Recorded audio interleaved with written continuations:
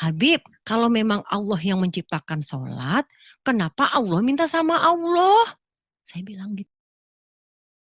Itu diucapkan orang-orang yang tidak benar. Ya kalau balen malih, dan sebagian kepopulerannya barang-barang tidak benar, barang-barang benar itu diucapkan orang-orang yang tidak benar. Saniki misalnya Nabi Muhammad ape lahir. Niku pertama sing gosipno niku pendeta, Rohibu Bukhaira. Kita mulai kecil diajarin ketika Rasulullah umur 12 tahun, Abu Thalib badhe teng Syam, dicegat teng Syam teng Syria cara saniki dicegat Rohibu Bukhaira. Niku masyhur. Nggih jarene Rohibu Bukhaira iki sapa? Iki anakku jar. Terus takoki, nah niki sinten? Iki anakku sampai 3 kali. Ketika ada indikasi orang itu enggak percaya, Abu Thalib sesuk marah. Memangnya salahnya apa kalau anak saya? Niku masyhur cerita. Terus jarene pendeta Bukhaira itu semua alamat nabi itu ada semua, kecuali anak ini anak kamu. Bertanya-tanya, gila ya selama ini berarti gue sholat itu dibohongin. Lalu saya berpikir, berarti dalam sholat itu isinya kita cuma ngedoain Nabi Muhammad beserta para sanak saudaranya, beserta para sahabatnya, supaya Allah memberkati beliau dan para sanak saudaranya dan para sahabatnya seperti Allah memberkati Nabi Ibrahim. Diakui juga bahwa Ibrahim adalah bapak segala bangsa. Saya nggak mau bodoh sendiri dong, saya tanya sama Habib. Karena pada saat itu kan saya masih sosok ya, jadi saya ngaji, saya ikut, saya tanya. Saya bilang, mungkin teman-teman ada yang mau menjawab tadi menjawab saya juga pertanyaan ini. Karena pada saat itu pertanyaan saya dijawabnya tidak bisa. Saya tanya, Habib, siapa yang menciptakan sholat? Saya tanya. Habib cuma bilang, Allah. Karena Islam adalah agama Allah. Agama yang diturunkan Allah. Islam adalah agama Allah. Oke, berarti sholat yang ciptakan Allah ya, Habib? Ya, yang ciptakan Allah. Saya buka dong. Habib mohon maaf, saya mah bahasa Arab mah masih bego banget. Habib kan orang ya turunan Arab. Saya bertanya, Habib ini di at-tahiyat ini artinya begini seperti saya tadi sampaikan. Ya lalu, Habib mohon maaf ya Habib, kalau memang begitu nih doanya nih ya Habib.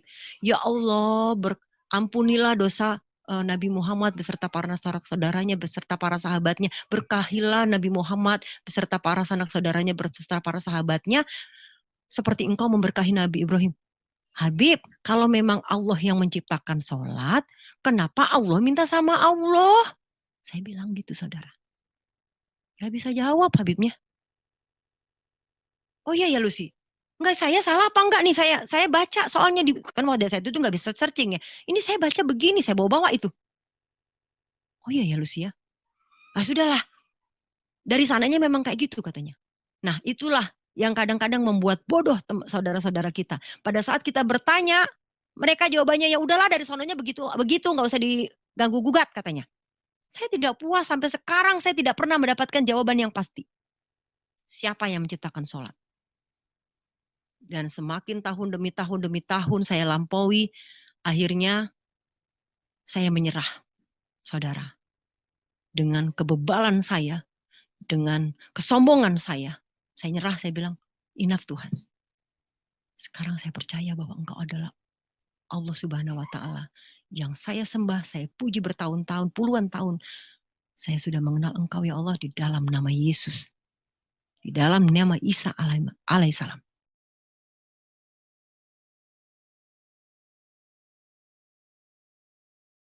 Singkatnya cerita ngeten nggih kula terangno gitu. Terus ceritane Musa bin Firaun terkenal lagi. Kula tak nyinggung sithik menyangkut kekuatan kuhan nggih. Kuhan niku dukun utawi kahin. Dadi ngantos sak mangke nggih kados mungkin sampean nate delok teng TV niku, peramal-peramal yang wawancara terbuka yang terbukti benar secara internasional kados gempa di Aceh, terus ada angin ribut teng Florida, teng Amerika, itu kan banyak orang peramal yang mimpi terus jumpa peres, disaksikan orang nopo banyak. Kemudian kejadiannya ya seperti itu. Itu mungkin nggih, kalau mungkin nggih, ndak harus salah, ndak harus benar ya. Ulang lagi nggih, ndak harus salah, ndak harus nopo benar. Ini rungokno tenan. Kalau nate maca teng Fathul Bari niku penjelasannya seperti ini. Sudah menjadi sunnahnya Allah. Itu kalau kebenaran itu mesti populer. Nggih, kalau kebenaran itu populer. Dan sebagian kepopuleran kebenaran itu diucapkan orang-orang yang tidak benar. Ya kalau balen malih. Dan sebagian kepopulerannya barang-barang tidak benar, barang-barang benar itu diucapkan orang-orang yang tidak benar. Saniki misalnya Nabi Muhammad ape lahir.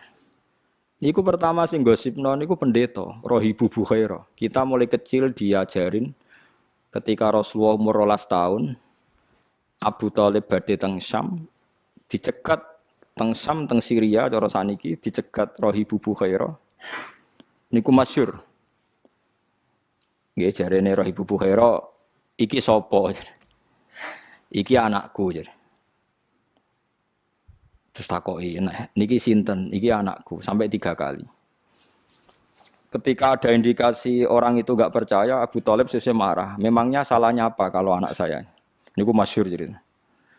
Terus jarene pendeta Bukhaira itu semua alamat Nabi itu ada semua, kecuali anak ini anak kamu. Ya. Itu yang rusak dadi rasido dadi Nabi. Ya. Karena di Syria itu ada pohon nubuah. Itu khas.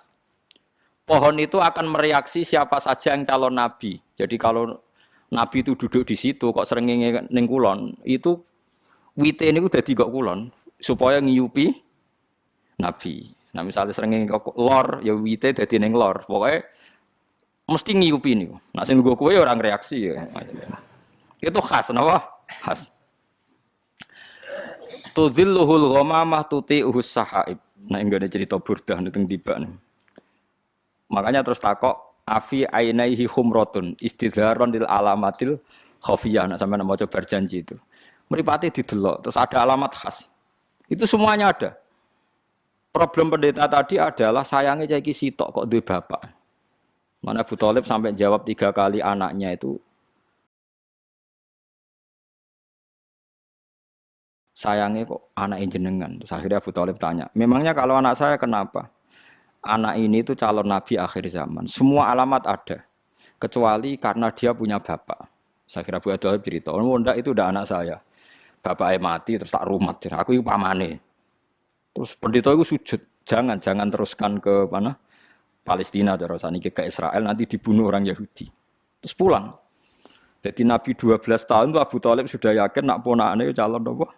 Nabi. Begitu juga orang Yahudi di Medina. Itu sudah menggosipkan nanti ada Nabi akhir zaman. Sampai orang Ansor dengar, kemudian mencari-cari orang itu siapa. Akhirnya orang Ansor ketemu Kanjeng.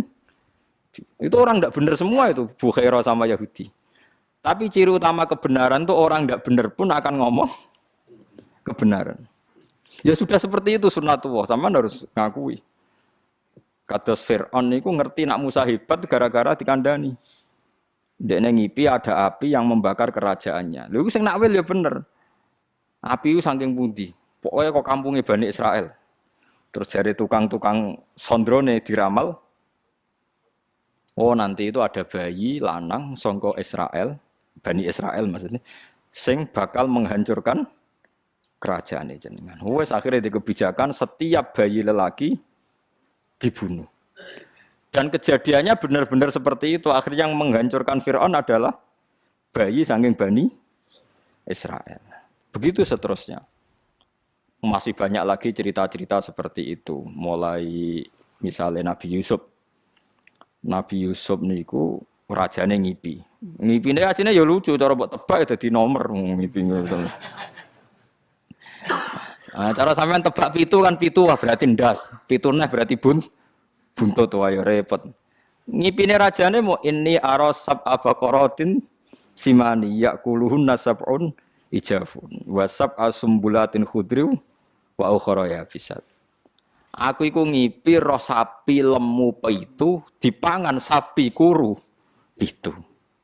Lan roh tanduran pitu lemu, tanduran pitu kuru. Wis ngono tok.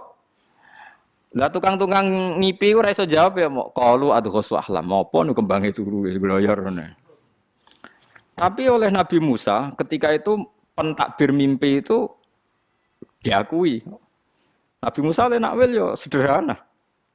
Akan ada masa panen 7 tahun dan akan habis oleh masa paceklik 7 tahun. Ternyata raja membenarkan takwilan itu karena raja punya standar untuk membenarkan. Andai kan zaman itu tidak ada standar membenarkan, paling raja pun bilang, wah ngomong, jelas. Tapi raja apa? Membenarkan. Karena zaman itu mimpi itu ya seperti itu. Mulane sampean aja geman nak wili apa berlebihan anti mimpi. Ya kowe nak istikharah kok ketoke terlalu ekstrim ya percaya sithik-sithik. Wong kula di kanca niku melarat badhe nglamar tiyang sugih, keluargane setuju kabeh. Mimpi roh puting beliung calon mertuane. Kandha kula. Wah iku ngentekno donya ayo. Langsung dibatal. Nggih Gus kula batal lho. Lah piye ditawil piye wong sedurunge ra tau ngipi ngono. Sing wedok niku keluargane sugih, sing lanang melarat kanca kula. Wis mantep untuk cah iku. Ana kiye ning ngongkon istikharah, jebule ngipi roh angin puting beliung tak kok kula takwilane napa iki? Donyane jenengan tak dilereni. Terus cah iku akhirnya rabi wong liya, ya ngono tenan wis wis repot wis. Enggak bisa kamu karena menurut syariat sekarang mimpi enggak dibenarkan, dukun enggak dibenarkan. Kemudian Anda sama sekali tidak percaya, enggak boleh. Tidak wajib membenarkan, tapi jangan bilang tidak percaya karena pasti masih ada sisa-sisa ilmu kebenaran di masa lalu. Dan kira kaget neng TV kan itu jumpa pers ada tanggalnya itu sebelum peristiwa Aceh, sebelum angin di Florida dan kemudian terjadi persis. Tidak karena ilmu loh, bukan karena ilmu sains, enggak. Paham gitu. Terus itu masalah-masalah sing jari Fathul Bari. Kamu jangan menyoal alamat nubuwah ketika yang mengatakan adalah rohibu Bukhairah atau mimpinya raja-raja Romawi bahwa mimpi ada raja yang berkhitan. Kemudian Hiroklu nyari yang khitan itu siapa? Ternyata orang Arab. Berarti Nabi akhir zaman itu orang Arab. Dan itu yang ngomong Heraklius, orang Romawi.